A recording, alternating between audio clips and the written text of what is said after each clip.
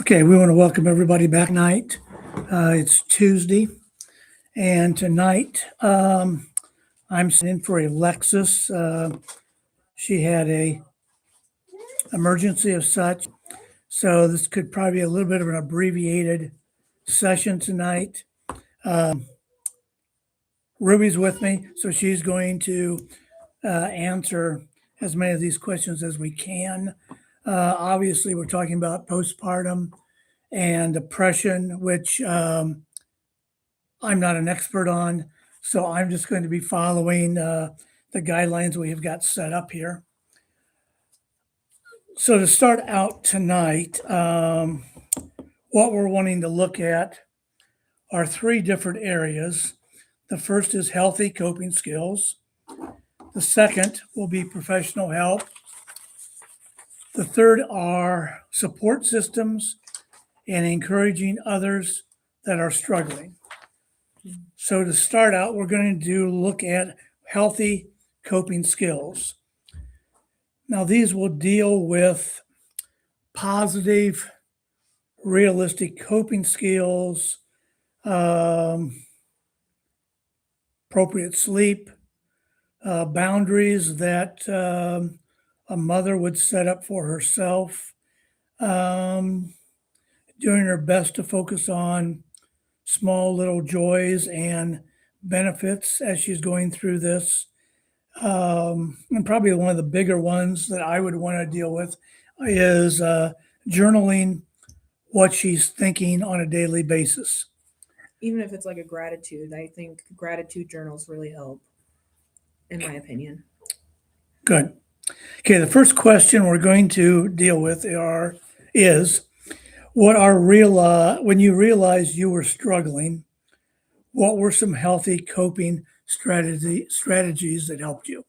For me, making sure that I'm consistently keeping up with my belly breaths and just making sure I'm aware of my surroundings helped, and keeping up with my hygiene the best I could also helped. It makes you feel kind of like a person, I would say. And talking with other moms really helped me, not only to raise my daughter a little bit differently than I originally probably would have, but it made me feel better about the things I was going through. Okay, you mentioned last week you had a website Yeah, that you went to. Can you?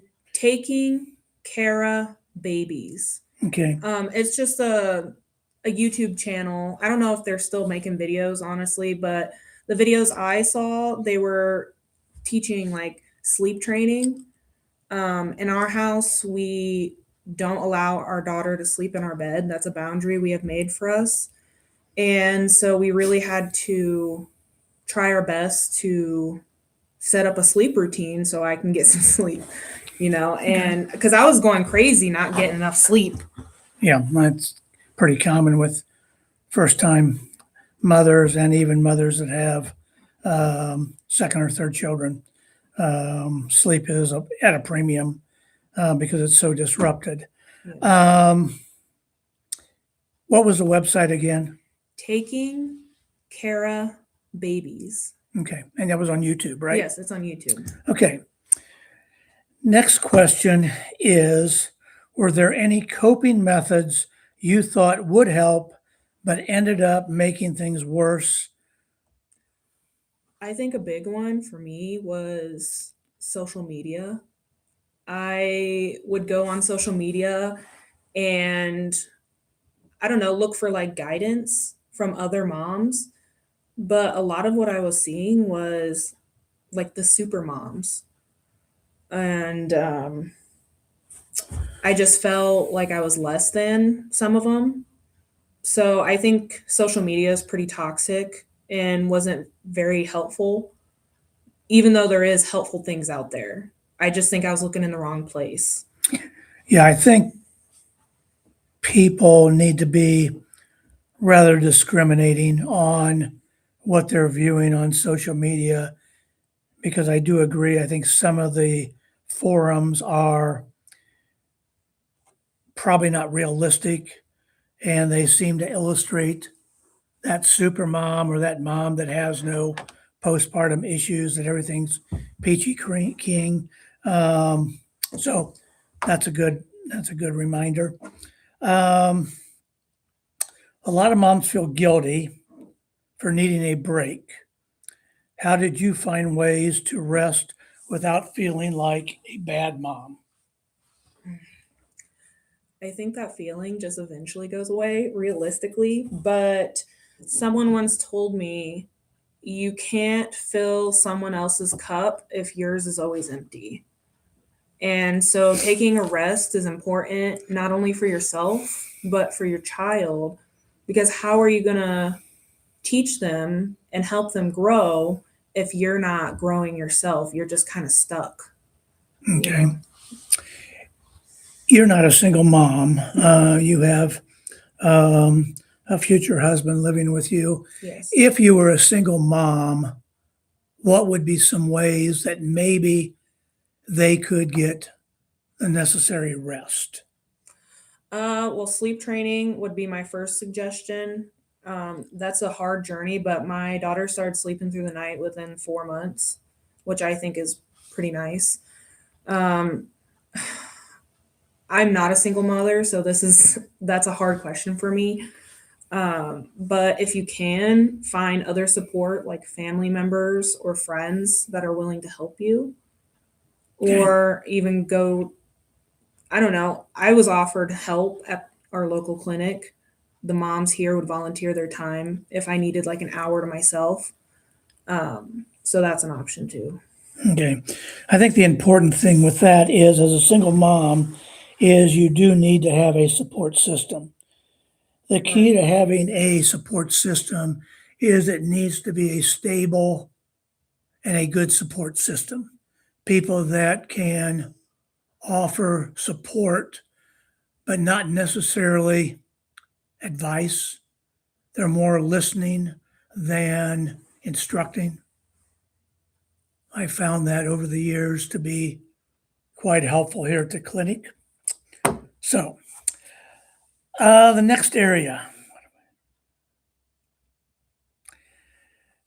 if you had to give a new parent advice on trying to cope day to day, even if they're not ready to really discuss it, how would you approach that?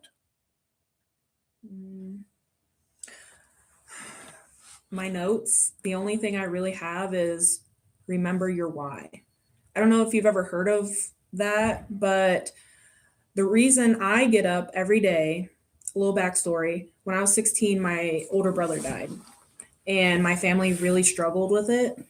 And I devoted the rest of my life for not just me, but my older brother. So he continues a life through me.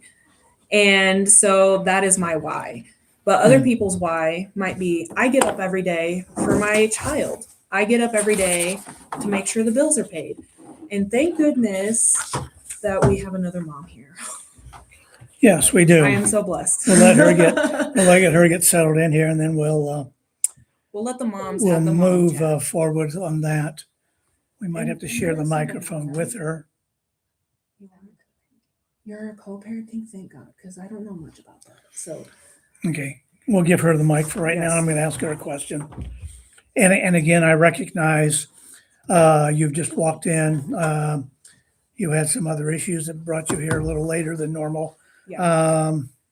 But the question at the very first part is healthy coping skills. And the last bullet point is, what advice would you give a new parent who's trying to cope day to day, even if they're not ready to talk about the struggles? During postpartum. Yes. Correct. Oh, that's tough. Let me think. And my answer is to think of your why. Like, why do I get up every day? What is important to my soul? And to me, my why is my older brother. I get up to live a life for him too. Sure. And I want to improve myself for my daughter. So that's my other part of my why. I think in postpartum, like, because that is a season where I feel like a lot of brain fog happens in motherhood. And I love that you put it like your brother or your child. I was very thick in a season of postpartum depression while also in denial. And okay. so I had to get up because my child needed me, and that ultimately is what drove me to obviously like cope day by day. Like I literally had to remind myself day by day, and even if it just meant that I got up and dressed myself and my son and made sure that food was on the table, I didn't shame myself for that. Yeah. Because that had to be enough, like for me. Okay.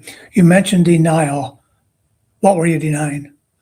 That I was in postpartum depression. Okay. So it's a condition. Yeah, like Okay. I was in so much denial that that was even happening. So you felt like you needed to be a super mom. Correct. I felt like I needed to, and I did not believe that my body needed to heal and rest, and I felt that I could bounce back within 12 hours of having my baby. I was up at Costco. Okay. Oh, girl. Okay. No. So I was definitely a little, yeah. How did you deal with disruptive sleep? Disruptive sleep. I was disrupted in my sleep because, and I wouldn't say like from postpartum, it was because I had a breastfeeding baby. So I stopped pumping because that was more disruption. So I exclusively breastfed, and that actually for me, I know that this is very controversial. This is what worked for me, but I actually started co-sleeping because I felt like it was a little bit easier than me walking to his room and falling asleep holding him. Yeah.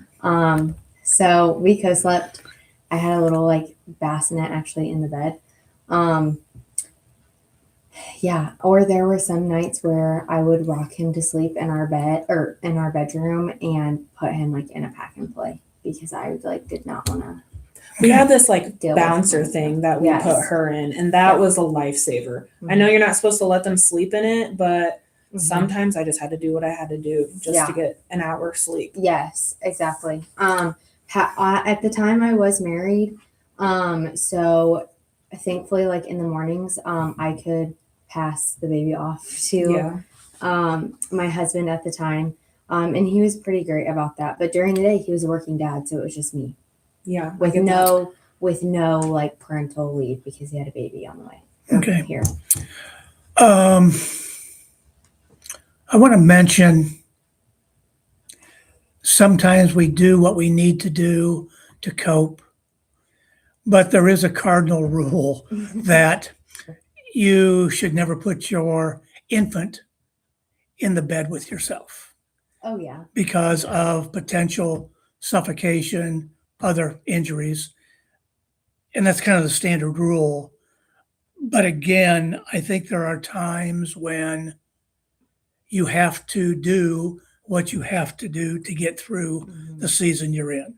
I think especially as a mom who doesn't have support. Support. Like I didn't like yes, I had my husband at the time, but it's not like I had like my mom passed away in 2008, so it's not like I had a mother there to help me like get through that. Okay. Yeah. So we're not going to judge. We're just, Yeah. it's just understand Yes. that, We you know, listen as and we're, we don't judge. Yes. yeah, it's just as we're going through this, there are certain guidelines that can be followed as best as can be. Mm-hmm. But again, recognizing there are times when I would say most every parent, whether you're a single parent or you're in a marriage, you probably have brought your baby into the bedroom and into the bed. So we'll leave it at that. Okay, let's go on to the next heading, and that is dealing with therapy and professional help. I'm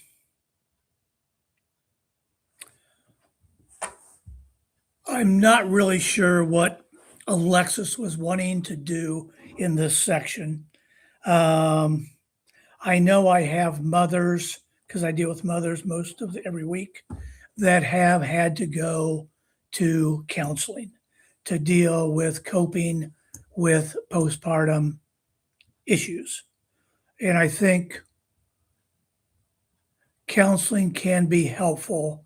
But as I said last night, which none of you heard because our volume wasn't on, I think one just has to be very, very discriminating on who you are choosing as a counselor, because not all counselors are equipped or even trained to deal with postpartum issues. Mhm. So, if you're going to go down that avenue of seeking out a counselor, I would strongly suggest you probably check with other people, other support people, other peers that maybe have had to utilize that for a period of time, and get some feedback on them rather than just going through the website and picking out a name. Um, as I said last night, which none of you could hear, I'm married to a therapist. I have a daughter that's a therapist, and I'm constantly reminded that bad therapy is worse than no therapy. So, did either of you two? You had some. So, Okay, give us your experience. looking at the first question, what made you realize you need professional help or at least consider it? I went into therapy thinking that I was going to save my marriage. We each had personal counselors and then a marriage counselor. And in my personal counseling session is kind of where I started becoming out of that denial stage for postpartum depression, because I started opening up to my counselor about that, like my feelings and stuff. And she was a mom herself, and she was actually in the very same position as what I was in as far as being in denial postpartum. And we kind of worked through it. And I think for me, I just needed to hear that what I was going through was normal. Especially,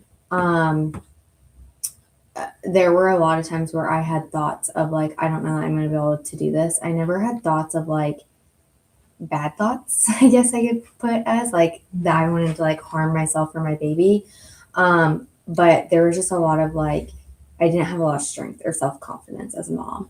And it really put me into depression, especially when he was like eight months to a year old. So I worked with her up until my son was about 2 years old. And I felt like that's when things really started to fade out. It was great. We considered, me going on medication at one point, but I felt like I didn't want to do that. So we just really worked on it in each session. And each session for me looked like whatever that day brought or that week brought. And I saw her on a weekly basis. And it was honestly a lot of just talking to her and her allowing me to feel normal as a mom. Okay. Yeah. I want to interject one thing. I think new moms, you're continually going to your doctor, Mhm. or you should be. And I think it's real important on those initial visits that if you are feeling not your normal self, it's very, very important that that's discussed with your doctor. Because there are times you may need to be on medication Absolutely. just to get you through this season. And everyone's on a different season. Okay, for some it may be three months. I've got two moms that have been on for 2 years. The postpartum is just extended considerably longer. The other thing that's very important, and you brought it up, Gabby, is you didn't have harmful feelings. Okay. Correct. Now, there are times that mothers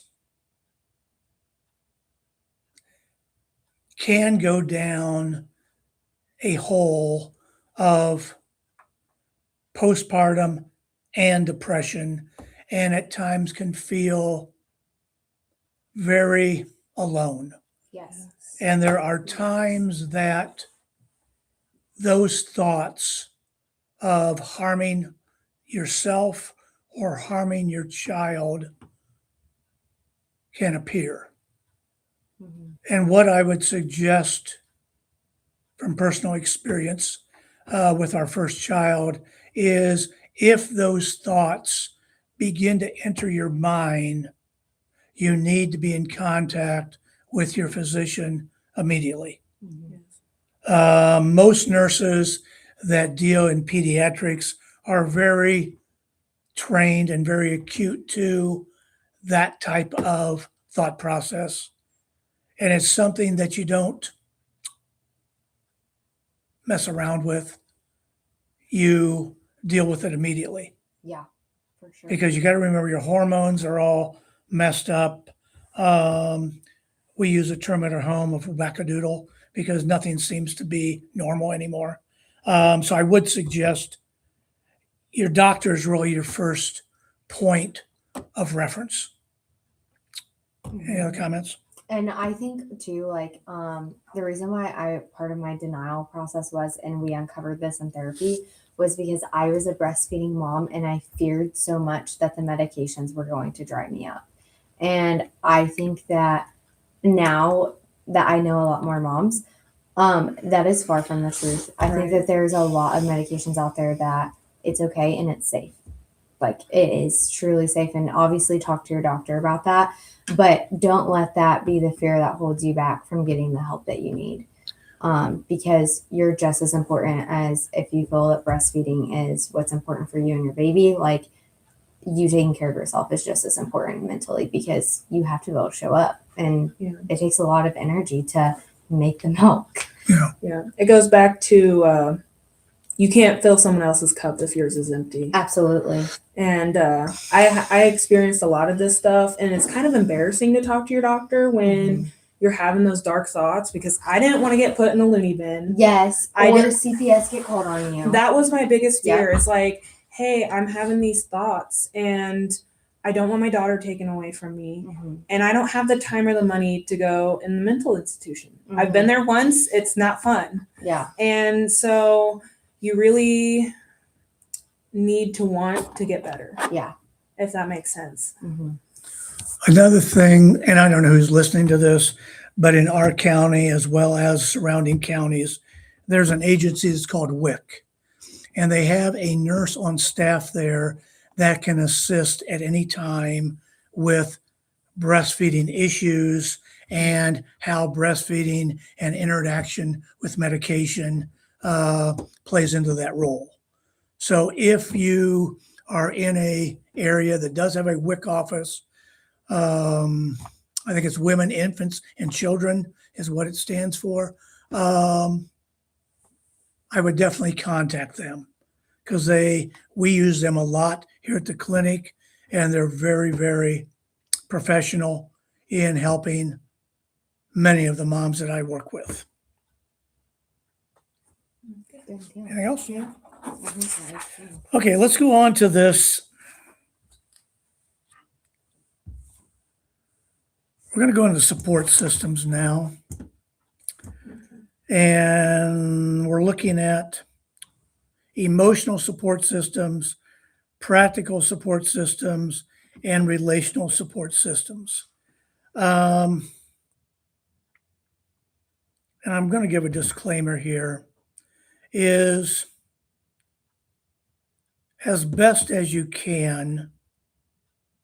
And I think single moms are at a great disadvantage here because they do not have either a husband or a partner to share this responsibility with. And many of the single moms that I deal with the last 12 years come out of very, very dysfunctional home lives and support systems. So I think it's just imperative that you do your best to find individual or individuals that, first of all, you can trust. Second of all, are not there judging issues you're going through. And third, are very stable. because you can get into situations where advice you're giving may not be applicable to the situation you're going through. So, that being said, first question is, who ended up being your biggest support system and what made them helpful? Okay, well, I'll speak this. I don't know if they can hear me. Okay. So I was fortunate that my fiance was with me the whole time. And not only him, but my mother-in-law was there. And my mother-in-law, she was the one that helped a lot with like, I'll take the baby, you take a nap. Or she'll be like, do you need anything from the grocery store? Just little things like that. And my fiance was really there to just make sure that I was okay. Because there'd be times I'd be so numb and he would be talking to me, but he wasn't there. And there's a lot of times I couldn't explain what I'm feeling because it's such a new feeling. But he saw me the whole time, so he could kind of explain it. So I am fortunate that I had that experience. For me, I was with my husband at the time up until my son was just shy of a year old. And during that time, even though our marriage was still rocky, very rocky actually, I did have his support for a lot of it. But after that, once divorce came through, I moved out and it became my dad, and it still is my dad to this day.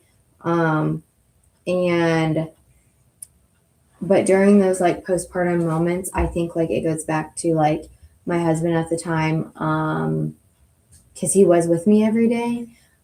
He could kind of see like what I was feeling, even though like I had no idea, like being numb. I remember just coming out of the shower and just crying and be like, I don't even know why I'm crying. Yeah. So I was thankful and fortunate to have him in those moments or to take the baby here and there. Yeah. But like I said, once 10 months hit, I was moved in with my dad, and he was that support system and still has been, fortunately. And my dad has been great with being able to just take Liam when I need him or reminding me that it'll all work out. Yeah. So. Okay. Good responses. Kind of flip side here. What kind of support do moms wish their partner, family, friends understood, but they don't? Now, I'm going to say something. I'm a father of 3 daughters. Dads generally don't have a clue No. of the emotional state their bride is going through.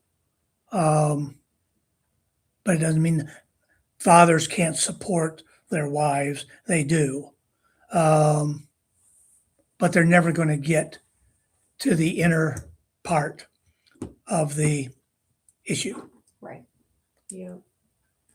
So, I guess I'm trying to think. What kinds of support do moms wish their partners and family or friends would understand? I don't need help with the baby right now. I need help with everything else. Yes. Do the dishes. Do the Please laundry. offer to do the dishes. Please cook me a meal. Or if I do need help, please just offer like 10 minutes of your time to let me vent or something. Like, I don't always need help with my baby. Yeah. And sometimes, well, I don't know if you were done, but sometimes like it's not the baby that we want help with because we want to enjoy those moments, but it's like, and I felt like at times, like when I sat down to just like hold my baby and not feed him or whatever, just enjoy his like presence and happiness and goofiness. Yeah. I'm worrying about the dishes or the laundry or the toys or Yeah. that there's dog hair laying around because we had 2 dogs in the house. I literally need someone to take the mental load off. Yes. Yeah. Yeah. I agree. My fiance was great, but I do feel like men have their own kind of quote unquote postpartum. Yes. And so he was going through his own thing while trying to support me Mhm. and our child. So I'm not blaming him at all for Right. like the mental load being heavy. Yeah, for sure. And I'm not blaming anybody. It's just if there was extra support, please come over and fold my socks. Yes. Thank you. And as a man, I'm curious, like going through that, and I don't know, maybe you can answer this. Like, how is a woman supposed to support a man as you're transitioning, especially like it's their first kid, you know? For real, don't I can know. imagine that they're going through things too. They Yeah. can't they can't be Intimate. together. They Yeah. can't be intimate with their partner for minimum of 6 weeks. They also are dealing Well, with a this new man had baby. been broken. Yeah. But you know, they're also dealing with a new baby too, Mhm. and a big life change. And there's not paternity leave really. Mhm. That doesn't exist hardly. My fiance went back to work 3 days after I gave birth. I know at that point my husband really struggled with supporting me as a breastfeeding mom because Yeah. breastfeeding, like I thought it was like so quick and easy and it'll be fine. Yeah, It is on me. hard. It is so hard getting the baby to latch, and especially if they have tongue and lip ties. And now I know he got really frustrated because he's like, Mhm. I don't know how to help, and I know the baby's hungry, but like I don't have boobs to support. Yeah. But no, I think exactly that, the mental load of everything. Okay.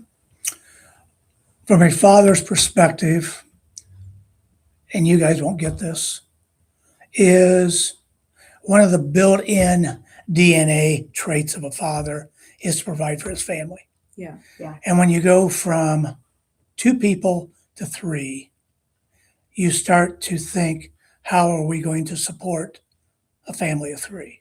Mm. When, unless you're in a upper income bracket, which very few people around here are, Not me. you both were in a situation that you needed to work. Yeah. And so when that second income, which was as significant as the first income, let me make that a point, is income is income. Whether it's part-time, full-time, it's really irrelevant because bills have to be paid.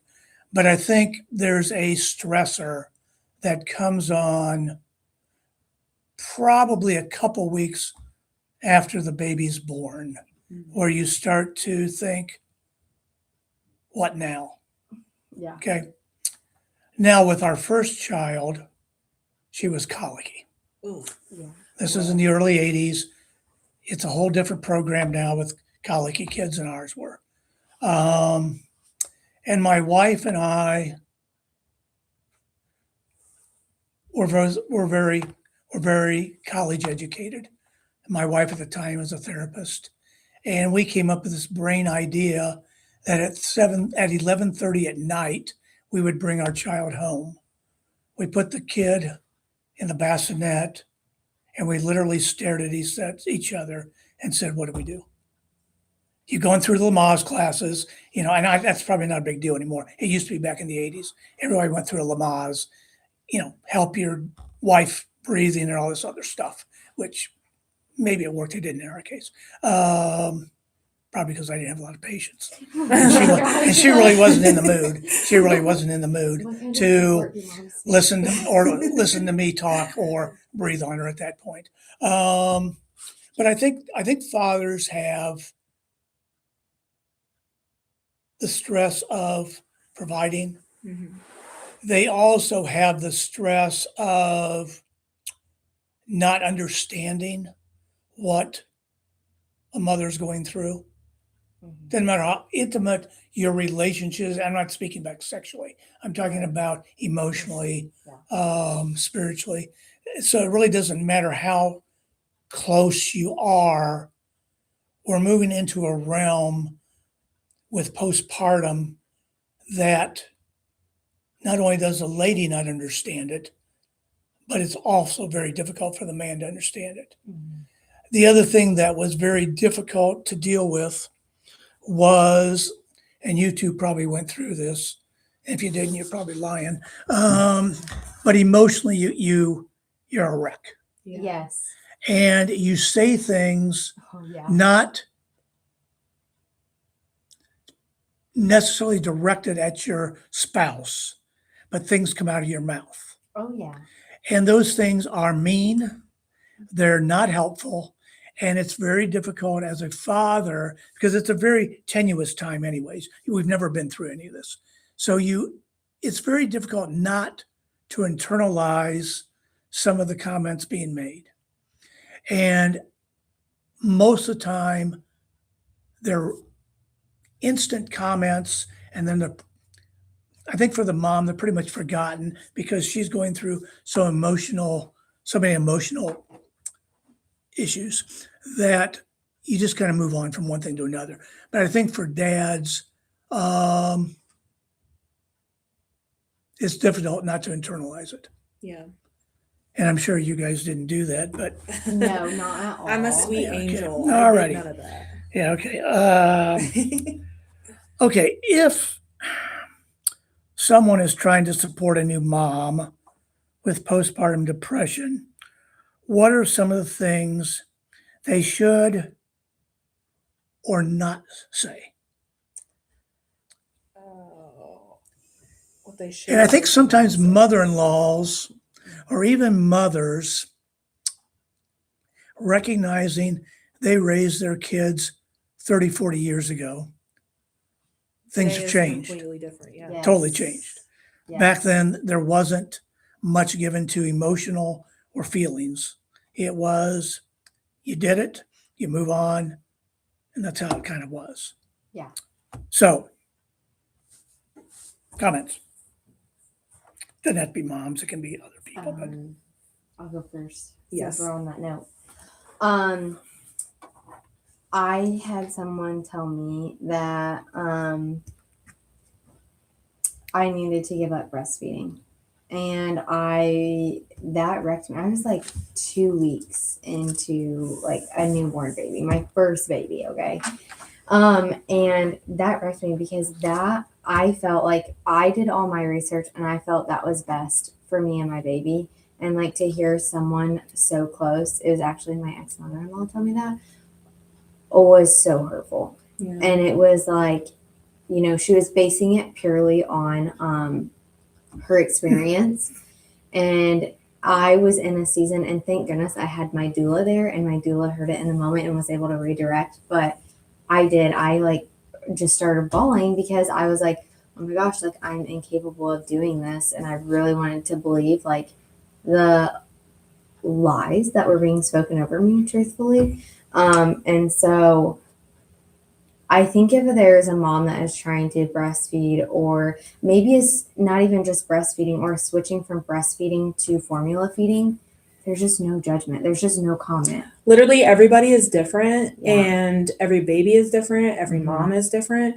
I know a lot of people compared me to my mom. Yes. My mom has these giant biddies and was able to feed 2 children. And Yeah. me, I was able to produce maybe an ounce at a time. Mhm. And I was trying so hard. And they're like, well, I don't know why you're struggling. Your mom had a fine time. Yes. Or like people would suggest things that are just outdated, like the knockout bottles. I've never heard of that. What? what's a knockout? A knockout bottle is where you get like formula and you put a whole bunch of rice cereal in it and you shake it up so the baby's belly gets stupid full and they won't wake up at night because they're so full. Oh my gosh. And At what there's age is that? infants, like probably from like 3 to 4 months on. I've seen Did that come some- from a doctor? No, that came from a parent, one of my parents. She's an older generation and she didn't know better, but it's like, I'm Yeah. not going to do that. Yeah. Stop comparing. I don't want your advice right now. Please just, Yeah. Yeah, I agree. I think it's just, I don't know. I think like in today's society, it's just so, even going like on the medical side, unvaccinated, vaccinated, like it's just kind of a touchy subject in a lot of Yeah. homes, and even within families, like spanking, no spanking when you're in the toddler age, or, just like, it's just so gentle parenting and not gentle parenting. I don't know. Like Everybody does everything it's- different. And yes. I think the best way to encourage a mom is just be present Mhm. and offer your time. Yes. I personally didn't want very much advice from my mom Yes. because she wasn't a good mom. So I wanted to be something different. And I lost my train of thought, not gonna lie. Well, I mean that's great that you want to be something different because I think each generation is truly like that, and that's Yeah. why going back to like your mom being able to breastfeed, like my ex mother-in-law actually knew my mom before she passed away, so they kind of like knew each other in that season of life. Yeah. And my mom didn't breastfeed; she formula fed, so like Oh, she good. used that to like be like, well, your mom couldn't breastfeed, so you can't breastfeed. And so it's just like, again, going back to like, just be present and Yeah. just, And watch your words. yes. Honestly, watch what you say. And for like the teens out there, I have a sister-in-law that is a teenager. Mhm. You are not a mom. Yes. Do not give me advice because you do not understand. Yes. At the end of the day, just Zip shut it. up. I think just show up with Yeah, just- unconditional love and you'll be set. I If agree. you show up with unconditional love, your presence, like it will be felt and it will be appreciated. Yes, I agree. Okay. How much did anxiety come into play? Oh my gosh, my stomach was in knots every day, 24/7. All the time. I was worried about like, what's it called when they pass away in their sleep? Oh, SIDS? Yeah, I was so scared of SIDS that I was afraid of leaving her alone. Yeah. And I was afraid of doing something wrong Mhm. and not giving her everything she needs. Yes. Anxiety, was up there. Okay, talk about anxiety. I feared of leaving Liam by himself, like in his crib once he got older because we didn't have a baby monitor. And the reason we didn't have a baby monitor was because I was so freaked out because it was like kind of around the time when everyone's like, oh, weirdos are hacking baby monitors. I've But never do you heard think that. you can ever find an old school baby monitor where it's just the sound and no camera? Yeah, good luck. Those cameras are creepy though. That's what It really yes. affected my postpartum because like I would stare at her in Yes. the camera and she would stare at the camera and I would be freaked out. Yes. And creepy. it's night vision and I was like, I swear she's haunted. Like there's something wrong with my baby. So honestly, those baby monitors, in my opinion, are kind of toxic. You just need to learn to listen and just have your intuition. Yeah, Your honestly. motherly intuition. It's there. Yeah. Okay, how much did your anxiety affect breastfeeding? Mine. Either or. It was heavily, my anxiety affected my breastfeeding a lot because I was always constantly worried, like, is he getting enough? Because I only exclusively breastfed. I didn't pump. So that, and then also just him like having to be attached to me all the time. Oh man, was that exhausting. But then having to pump felt even more exhausting. So I'd rather Yeah. have him just be attached to me. So it was like this never ending cycle for me, I felt like. I end up stopping between like 3.5 to 4 months because it does take a lot out of you. Mm-hmm. And you're just like, for me at least, I'm not making enough. My daughter's not getting all the nutrients she needs. Mhm. And I was also working. So I'm like, Mm-hmm. how can I keep all my parts clean? And how can I do this? And how can I do that? Blah, blah, blah. And once I stopped breastfeeding, I felt a sense of relief, Mm-hmm. a little bit at least, because it does make you feel anxious. Yeah. I cut him off cold turkey at 1 year old. And Yeah. that was like the greatest relief I ever felt. Yeah. Okay. This last section is how to encourage someone struggling. I'm not going to throw all these questions because I think they're kind of redundant at this Yeah. point. My question is, do either of you know a new mother that you're relatively close to, that you provide support to? I try. Yeah, I have a mom friend that just gave birth like 2 months ago, and I'll text her. I wouldn't say every day, but at least 3 times a week. And I'll be like, "Hey, how are you doing? Hey, how's the baby doing? Do you need anything?" Just to check in. Yeah. Yeah. That's literally, as a friend, I think that's as much as I can do. Mhm. You know what I'm saying? Like, just check on her and see how she's doing. Doing, yeah. My best friend actually, her baby is a year and a half now, but they're getting ready to, they're working on baby number two. But in that season of when she first had her first daughter, she was a breastfeeding mom, and I would text her every day because I was like so worried about her. And there were moments where she's like, I don't know if I can do this. And there was a lot of times, I mean, there was one night when I drove up to her house at literally 2 a.m. because she could not breastfeed her baby and get her to latch. And so, I just drove up there and I sat with her and I went over what my doula, who is also a lactation consultant, went over with me, and it changed her journey forever, and she was actually able to breastfeed up until a year. And so I think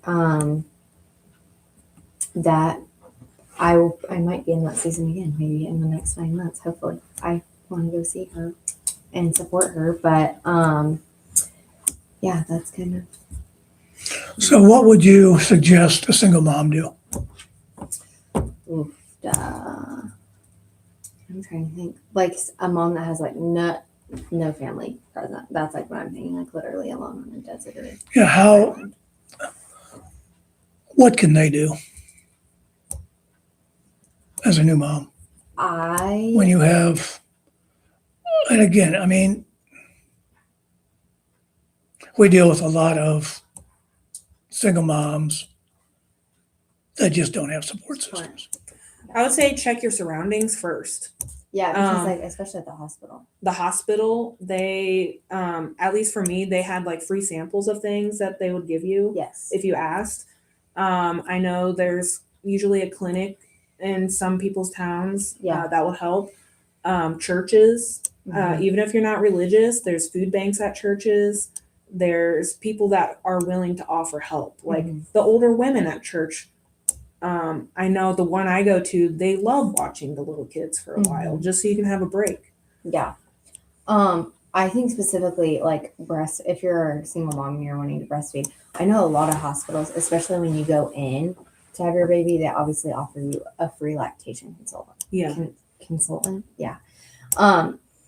And if it were me, I would be like, what's your name and what's your number? Become friends Yeah. with the people that are willing to help. Yes. Yes. Yes. Okay. I think there's a lot of grace out there. If I was a lactation consultant and there's a single mom trying to breastfeed, I would be extending some grace and empathy.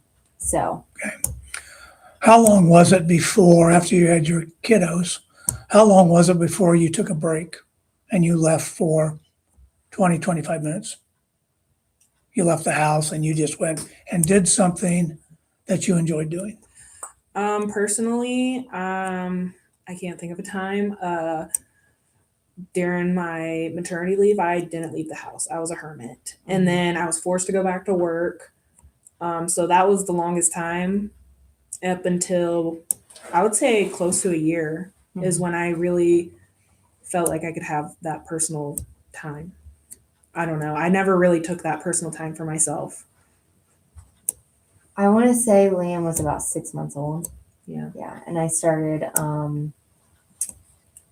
his dad is heavily into disc golfing. And so we actually bought a hiking bag so he could wear on his back and take Liam Oh, cool. disc golfing. And I would, he would go in the surrounding areas. So I would usually ride with them and feed him before like they went out on the course. And then it was usually about an hour. So I would go either grocery shopping or go shopping for new clothes or for him. Yeah. So Anything else you all want to add before we wrap up here? I think overall postpartum is a journey. It's not going to be solved overnight, and you have to want to get better. And I was thinking about postpartum, and I was also thinking about like my parents, and I'm not going to say I feel bad for them, but I can understand why they raised me the way they did. I think they had their own problems, and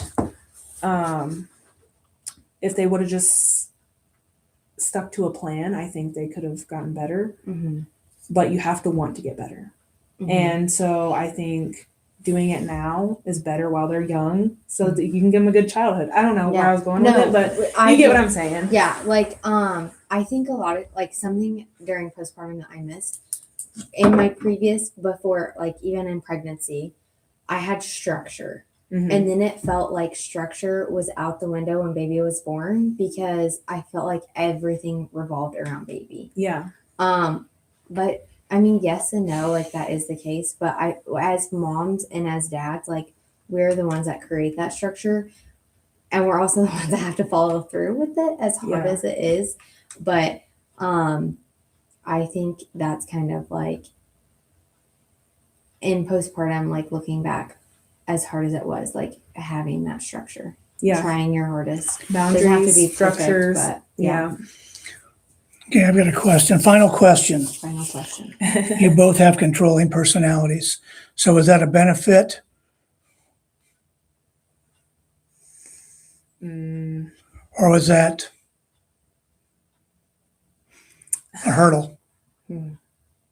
to an extent, it was a hurdle because I felt like I couldn't be vulnerable, and I felt like I had to do it all myself. Yes, me too. Yeah.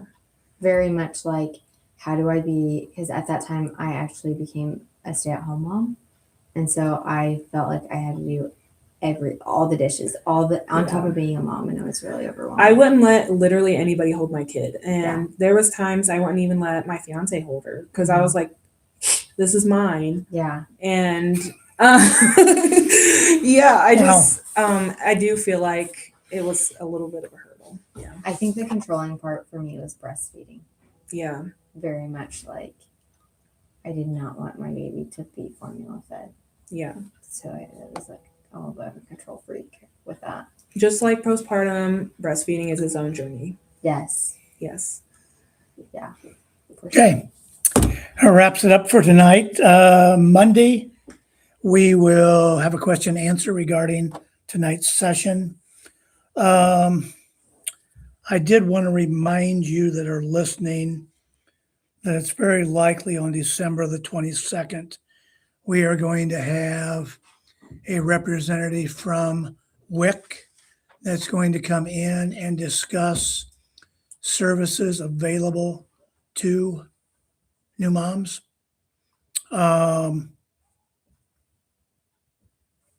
So you might want to put that on your calendar.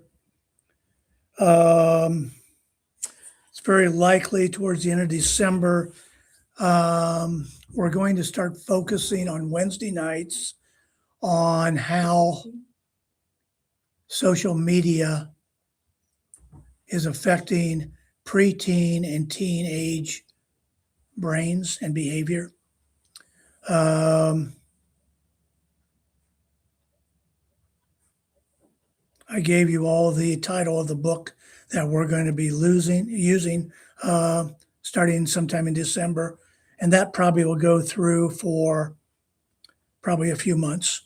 But since none of you had the volume on last night, I will have to give you the title on Monday when we resume.